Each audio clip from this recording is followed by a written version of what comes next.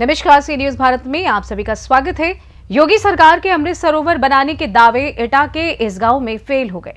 अधिकारियों ने आज तक तालाब साफ नहीं कराया। ग्रामीणों और छात्र छात्राएं गांव के तालाब के गंदे पानी में जीने को मजबूर हैं। गांव में भीषण गंदगी फैल रही है, लेकिन सफाई कर्मचारी तो नदारद हैं। नरौरा के ठाकुर श्री चेतराम सिंह इंटर कॉलेज में तालाब का गंदा पानी जमा हो रहा है। अंग्रेजों के जमाने में बने चेतराम सिंह इंटर कॉलेज में गांव के तालाब का गंदा पानी जमा हो रहा है। इंटर कॉलेज के प्रधानाध्यापक ने बताया कि स्कूल कॉलेज के बच्चे को बीमारियों का भी खतरा मंडरा रहा है।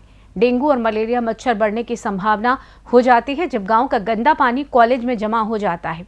गांव का तालाब अंग्रेजों के जमाने में बना था, अभी तक उसकी साफ सफाई पर प्रधान और जिला प्रशासन ने कोई ध्यान नहीं दिया। सरकार लाखों करोड़ों रुपए खर्च करती है। एटा के नरौरा में तालाब की कोई साफ सफाई के ठोस कदम नहीं उठाए गए। इंटर कॉलेज स्कूल के छात्र छात्राएं गंदगी में जीने को मजबूर हैं। सी न्यूज भारत आपको रूबरू करा रहा है गांव से, जहां पर आज हम एटा के नरौरा गांव में हैं और यहाँ की सबसे बड़ी समस्या जो है वो तालाब की है। यहाँ का जो सबसे बड़ा तालाब है जिसमें गांव का बरसात का पूरा पानी जाता है, उसकी इतनी बड़ी समस्या हो गई है। वो बिल्कुल स्कूल से लगा हुआ है और स्कूल में जब बरसात के टाइम में स्कूल में भी पानी जाता है और ये समस्या इतनी गंभीर है, पर उस पर कोई भी आवाज नहीं उठ रहा है, ना ही कोई देख पा रहा है, ना कोई आश्वासन मिल पा रहा है। जिसके लिए आज हम स्कूल के जो प्रिंसिपल है उनसे बात करते हैं। पहले तो ये बताइएगा प्रिंसिपल जी कि ये जिस तरीके से तालाब का पानी आपके स्कूल में जा रहा है तो कैसी कैसी समस्याएं हो रही हैं? इससे हमारी स्कूल की सबसे बड़ी बिल्डिंग को नुकसान हो रहा है। दूसरा, इसमें जो बदबू फैलती है उससे बच्चों को पढ़ने में बहुत दिक्कत हो रही है जी। और कॉलेज का ये तालाब का पानी कॉलेज के अंदर प्रवेश करता है। ये 12 महीने की समस्या हो गई, बरसात की नहीं, ये 12 महीने की समस्या हो गई है। तब तो बहुत सारे जैसे बीमारियां बच्चों में मच्छर भी आते होंगे, बहुत ज्यादा बीमारियां फैलने का भी डर है। हाँ, मलेरिया डेंगू का भी पूरा होगा संकट। जी हाँ, बीच बीच में ये छिड़काव करा के थोड़ी समस्या, बहुत बड़ी समस्या हुई है तालाब से हमारे। मैं स्कूल में भी गई तो देखी कई सारे ऐसे क्लासरूम है जो बंद पड़े हैं खाली इस वजह से। ये समस्या इसी वजह से है कि वहाँ पढ़ाने में मन नहीं कर रहा, बदबू इतनी आ रही है। तो आपने इसकी शिकायत प्रधान से और ऊपर कुछ की? इसकी शिकायत डीएम तक स्तर से की है, लेकिन बार बार निरीक्षण करके चले जाते हैं, लेकिन इस पर कोई कार्रवाई नहीं हो रही है। कोई कार्रवाई नहीं हो रही है? कहीं से आश्वासन वगैरह कुछ? नहीं, आश्वासन मिला लेकिन उस पर कोई कार्रवाई नहीं हुई, अभी तक नहीं हुई। और ये कितने टाइम से आप लोगों के पास जा रहे हैं इस समस्या को लेकर? जी तो अभी लगभग 2 साल हो गए, 2 साल से ये तो इसके तो एक बार पानी निकलवा भी चुके इसका पंप से। अच्छा, हाँ, मतलब इतनी पानी भर गई थी कि आपको पंप से पानी निकलवाना पड़ गया? हाँ, पंप से निकलवाया पानी, लेकिन फिर जैसे ही क्या नाम है तो 1 महीने बाद फिर उतना ही भर गया पानी। यहाँ का जो गांव का जो पानी आता है वो सारा इसी में आता है, इकट्ठा होता है। जी, आपका विद्यालय कोई छोटा मोटा विद्यालय नहीं है, एक इंटर कॉलेज है और उसके बाद इतनी समस्याएं हैं, बच्चे आते हैं, लड़कियां आती हैं, लड़के आ रहे हैं। तो मतलब इस गंभीर समस्या पे भी अगर आप लोग कोशिश कर रहे हैं उसको सॉल्यूशन करवाने का, तो कोई भी आपको कहीं से भी, ना प्रधान के पास से, ना कहीं ऊपर से कोई अधिकारी आपको सपोर्ट कर रहा है? वीडियो आए, वीडियो ने देखा, जैसे डीएम साहब से मिले, उन्होंने भेज दिया यहाँ पे वीडियो को। वो आए, वीडियो ने क्या कहा? वीडियो ने ये कहा कि हमारे बजट से ऊपर है जी। हाँ, तो आप वहाँ मिलिए जिला प्रशासन, तो वहाँ सीडीओ कार्यालय मिले, उन्होंने आश्वासन दिया। तो एसडीएम साहब आए, यहाँ पे जांच करके चले गए, लेकिन उसके बाद कोई काम नहीं। मतलब जांच तो हुई पर उस पर कोई कार्रवाई नहीं हुई? नहीं जी। हाँ।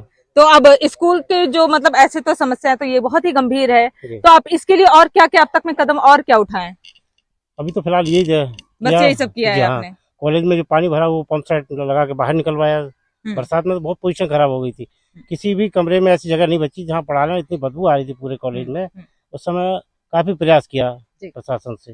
तालाब की मतलब सफाई भी नहीं हो रही है? नहीं, सफाई का तो कोई ध्यान नहीं इधर है। और भी हम लोगों से जानना चाहेंगे कि ये बताइए, ये तो आपका शायद खेत है ना?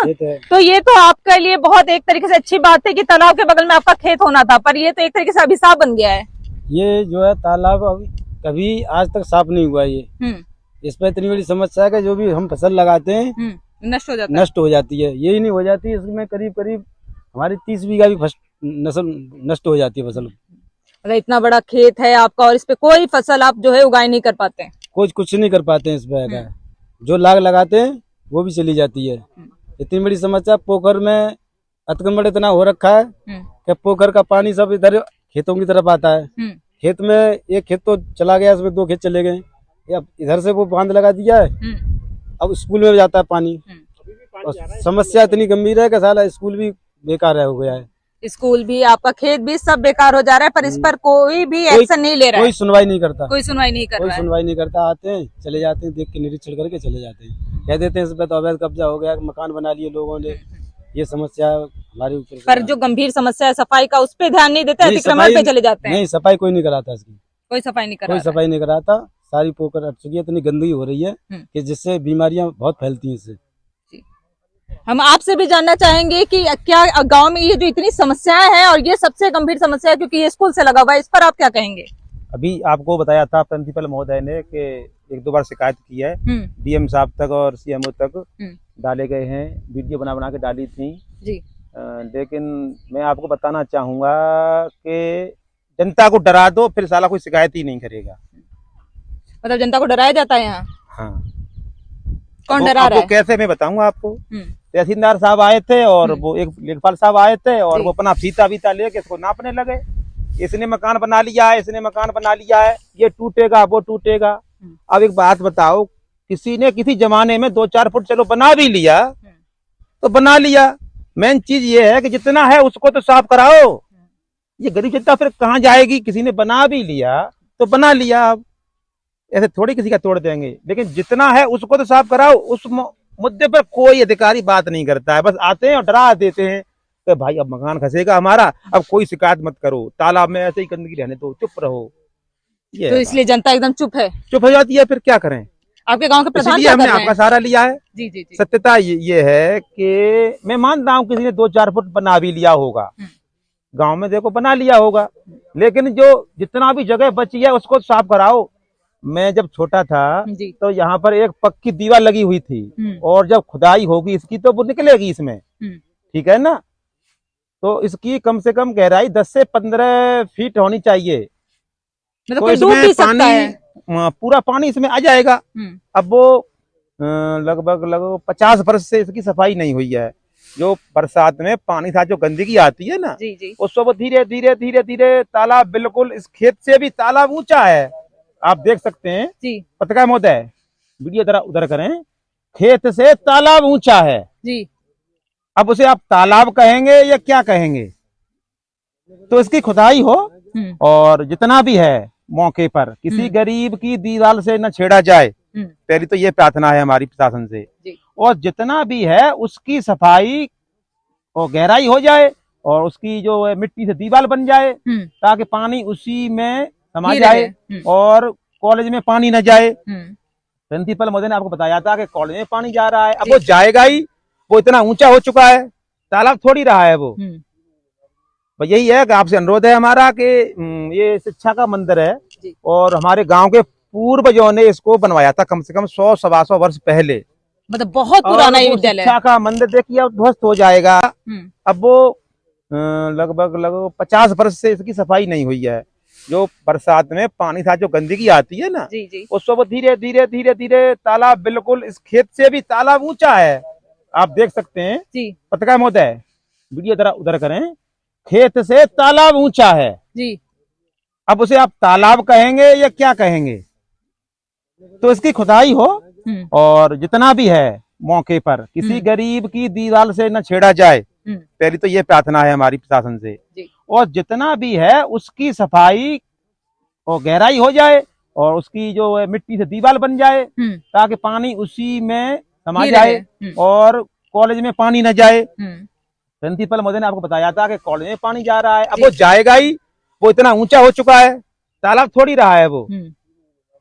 तो यही है कि आपसे अनुरोध है हमारा कि ये शिक्षा का मंदिर है और हमारे गांव के पूर्वजों ने इसको बनवाया था कम से कम 100-125 वर्ष पहले। मतलब बहुत पुराना विद्यालय। शिक्षा का मंदिर देखिए अब ध्वस्त हो जाएगा तो अब ये बच्चे फिर कहाँ पढ़ने जाएंगे? अब जो बड़े बड़े पैसे वाले हैं उनके बच्चे तो अब आगरा, जलेसर या बम्बई, कलकत्ता कहीं पढ़ सकते हैं, लेकिन गरीब जनता के जो बच्चे हैं वो तो इसी में पढ़ेंगे ना। इसमें थोड़ी कम फीस लगती है और अच्छे हमारे जो अध्यापक हैं अच्छी तरह बच्चों को पढ़ाते हैं। अब ये बंद हो जाएगा, कॉलेज गिर जाएगा तो फिर कैसे काम चलेगा? ये बहुत समस्या तो बड़ी है ना। बिल्कुल बिल्कुल। एक तो गंदगी की समस्या है, बीमारियों की, कॉलेज की बिल्डिंग गिर जाएगी, बच्चे कहाँ पढ़ेंगे? अब इसको आप समस्या बड़ी कहें या आप छोटी कहें, इतनी गंदगी के बीच कोई राजनेता अपना मकान बना के रह सकता है? इतने मच्छरों का और इतने कीड़ों का जो प्रकोप है उससे तो कोई भी नहीं रह सकता। नहीं, पर हम फिर तो- भी हम है, तो रह गरीब रहे जनता हैं है। ना। हाँ, हम तो रह रहे हैं। सबसे बड़ी समस्या तो उस दिन पैदा हो जाती है जिस दिन कोई बच्चा गांव के अंदर जन्म लेता है। साला गांव के अंदर जन्म ही नहीं लेना चाहिए। ऐसा क्यों कह रहे हैं? इसलिए कह रहे हैं कि तो फिर ऐसी जगह रहना पड़ेगा हमें। ये मच्छरों में ही तो रहना पड़ेगा ना, यहाँ जन्म लेंगे तो। क्योंकि यहाँ पे गुलाब की खेती हो रही है और उसके बाद भी अगर इस तरीके से होगा माहौल तो मुझे तो लग रहा है कि जैसे इनका खेत ध्वस्त हुआ पड़ा है वैसे और भी खेतें ध्वस्त हो जाएंगी। नहीं, इनके पास इतनी ही जमीन है जो अभी बता रहे थे, योगेश जी बता रहे थे, इनके पास इतनी ही जमीन है बस, और वो भी नष्ट हो जाती है। तालाब की मेरा अनुरोध एक ही है, बहुत ज्यादा लंबी कहानी नहीं बताना चाहता, किसी गरीब आदमी की दीवार से न छेड़ा जाए, और जितना मौके पर तालाब है उसकी सफाई मानक अनुसार 15 फुट कम से कम हो जानी चाहिए, ताकि इधर पानी ना आए और उधर कॉलेज में पानी ना जाए, वरना कॉलेज साल भर में 6 महीने में कॉलेज गिर जाएगा। 2 कमरे गिर चुके हैं, आप जूम करो कैमरे पे और देखो जी। और दीवालों को अंदर से दीवालों के पार होकर कर रहे हो कॉलेज की तरफ जा रहा है। जी बहुत बहुत धन्यवाद हमें इतनी जानकारी देने के लिए। आपको भी बहुत बहुत धन्यवाद कि आप यहाँ पर आए और हमारी परेशानियां सुनी और ऊपर तक पहुंचाने में आप हमारी मदद करेंगी। बहुत बहुत धन्यवाद आपका। शुक्रिया। ये थे नरौरा के विद्यालय और विद्यालय से बिल्कुल लगा हुआ तालाब का जो एक तरीके से गंभीर बीमारी बन गई है वो इस गांव के लिए, क्योंकि वो इतनी खतरनाक हो गई है कि कॉलेज को भी ले डूब रहा, उसके आसपास जो लोग रह रहे हैं उनको भी जिस तरीके से डेंगू मलेरिया का भी प्रकोप होते जा रहा है, क्योंकि गंदगी बहुत ज्यादा है और इसमें पूरे गांव की जो पानी है, जब बरसात होता है तब का पानी है वो आता है, और उसके बाद से बेचारे किसी किसान का भी ये खेत है वो भी खराब हुआ पड़ा है, वो कोई फसल उगाई नहीं कर पा रहे, उनके पास इतनी ही खेत बची हुई है, पर इस पर कोई भी एक्शन नहीं ले रहा है, ना तो कोई प्रधान ले रहे हैं और ना ही वीडियो आ रहे हैं, वो भी जांच करके जा रहे हैं, पर उस पर कोई एक्शन नहीं ले रहे हैं। पर देखना तो इस पर सुनवाई होती है या नहीं। तब तक के बने रहे सी न्यूज़ भारत के साथ, मैं बरखा सिंह। एटा से सी न्यूज़ संवाददाता बरखा सिंह की रिपोर्ट। पंचायती राज विभाग के मनमाने खुले आम देखने को मिल रही है। ना तो प्रधान ने कोई ठोस कदम उठाए और ना ही अधिकारियों ने इस पर कोई तालाब की सफाई के लिए एक्शन लिया है। फिलहाल के लिए इस खास रिपोर्ट में बस इतना ही। देश दुनिया की तमाम बड़ी खबरों को जानने के लिए जुड़े रहिए सी न्यूज़ भारत के साथ। हर खबर आपके साथ, आपके हाथ।